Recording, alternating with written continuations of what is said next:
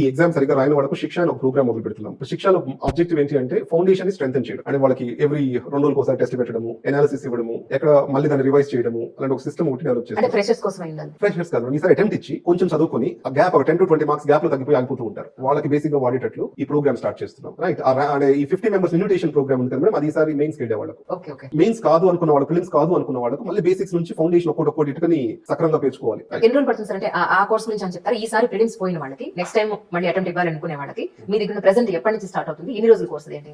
అది June 25 start అవుతుంది ma'am. దాని ప్రోగ్రామ్ వచ్చేసరికి నెక్స్ట్ ప్రిలిమ్స్ వరకు ఉంటుంది. దానికి ఒక మెంటోర్ ఉంటారు. వీళ్ళు రాసిన టెస్ట్ ని తను అనలైజ్ చేసేసి, బాబు ఈ కాన్సెప్ట్ లో వీక్ ఉన్నావు అంటే మైక్రో అనాలిసిస్ చేస్తారు. ఆ టెస్ట్ నుంచి మైక్రో అనాలిసిస్ వస్తుంది. ఏ కాన్సెప్ట్ లో వీక్ ఉన్నారు, ఏ టైప్ ఆఫ్ క్వశ్చన్స్ లో వీక్ ఉన్నారు, ఆ కారణాలు ఏంటో అనలైజ్ చేసుకొని మెంటోర్ ఇద్దరు కూర్చొని ఇలా కాదు ఇలా చదవాలి. అండ్ దెన్ మనకు లాస్ట్ 15 years లో హై యీల్డింగ్ ఏరియాస్ అని ఉంటాయి. అలాంటి హై యీల్డింగ్ ఏరియాస్ లో ఎటువంటి డౌట్ లేకుండా ఆన్సర్ పెట్టగలగాలి. అండ్ దెన్ ఆ రికలెక్షన్ రిట్రీవల్ టెక్నిక్స్ అని చెప్పాం కదా, ఆ టెక్నిక్స్ నేర్పించాలి.